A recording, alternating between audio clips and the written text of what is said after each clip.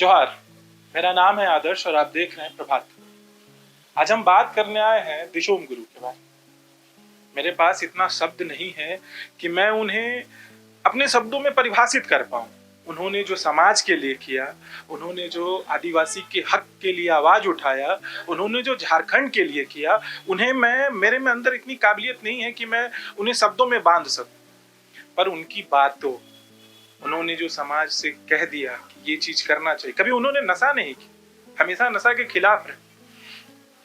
और उन लेकिन आज की यूथ कहीं ना कहीं उस तरफ झुकी हुई है।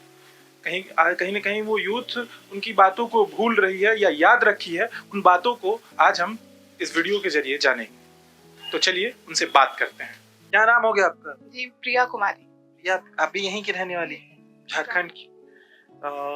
कुछ सवाल है जो मैं जानना चाहता हूँ कि दिशोम गुरुजी ने कभी अपने जीवन में नशा नहीं किया जी, कभी एक शराब की बोतल को छूना, जो भी मतलब वो इस तरीके का घटना करता था तो उसके खिलाफ वो हमेशा रहे। आपको क्या लगता है आज की यूथ को ये सब चीज करना चाहिए, नशा उसा, या फिर जो वो बोले उनके आदर्श पे चलना चाहिए? जी, मेरे हिसाब से यही होता है कि उनके आदर्श पे ही हमें चलना चाहिए, क्योंकि वो हमारे दिशोम गुरु थे, हमारे आदिवासी समाज के संरक्षक थे। उन्होंने हमारे लिए, हमारे आदिवासी समाज के लिए बहुत कुछ किया और उन्होंने हमारे आदिवासी समाज के हितों की रक्षा के लिए उन्होंने कई सारे आंदोलन किए हैं। उन्होंने साहूकारों से हमें आज़ादी दिलाई, मतलब उनके खिलाफ जाकर हमारे आदिवासी समाज के लिए उन्होंने बहुत कुछ किया। तो हमें यही लगता है कि उनके किए गए बातों पर, बोले गए बातों पर हम उनके राहों पर चलें। उन्होंने जो हमें बताया, सिखाया, उनके राहों पर चले। जी, हम वही लगता है हमें। मेरा नाम सागर कुजूर है। अच्छा सागर, आप कहाँ के रहने वाले? मैं गुमला का रहने वाला हूँ, पर मैं यहाँ अपनी उच्च शिक्षा पाने के लिए यहाँ आया हूँ। अच्छा, उच्च शिक्षा भी किस चीज की पढ़ाई कर रहे हैं? मैं अभी ग्रेजुएशन की पढ़ाई कर रहा हूँ, बीए, और मैं अभी सेमेस्टर 6 की पढ़ाई कर रहा हूँ और मेरा सब्जेक्ट है आर्ट्स, जो ज्योग्राफी लेके पढ़ रहा हूँ। अच्छा, दिशोम गुरु जी मतलब महाजनी प्रथा के खिलाफ आंदोलन किए थे, वो पता है इसके बारे में? इसके बारे में यही पता है कि जो आदिवासियों के का ज़मीन था, जो पहले से उन लोगों के का था, तो उनको दिलाना चाह रहे थे। वे उनका हक था कि वे अपने आदिवासी ज़मीन जो है उनका, वो उनको मिले। मैं यही कहना चाह रहा था कि शिबू सोरेन ने आदिवासियों के लिए बहुत कुछ किया है, क्योंकि झारखंड एक राज्य है आदिवासियों का, इसीलिए उन्होंने सबसे पहले झारखंड को अलग किया बिहार से, क्योंकि झारखंड पूरा क्षेत्र आदिवासियों का है। इसीलिए वे चाहते थे कि ये झारखंड को अलग किया जाए, वहाँ सिर्फ आदिवासी के लोग बहुत सारे, उनको आदिवासी लोगों को उनका हक मिले। इसलिए उन्होंने अपने एक राज्य का स्थापना किया जिसका नाम है झारखंड। अभी आप लोग जानते हैं झारखंड एक छोटा नागपुर के नाम से भी जाना जाता है, एक सबसे बड़ा आदिवासियों का समूह भी यहाँ रहता है। अच्छा, तो उनका कोई ऐसा बात जो आपके दिलो दिमाग जहन में बैठा हो कि जीवन में जो दिशोम गुरु ने ये बात कही वो मैं कभी भूलूंगा नहीं, कोई ऐसी बात? कोई ऐसी बात नहीं है, पर उनकी जो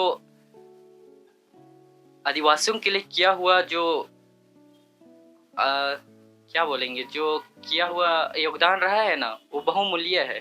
उनके लिए हम आदिवासियों को यही कहना चाहूँगा कि वे जो शिक्षा हमें दिए हैं, उन शिक्षाओं पर हमें चलना चाहिए और उनके मार्गदर्शक जो हमें मिले हैं उनको, उनकी रक्षा करना चाहिए।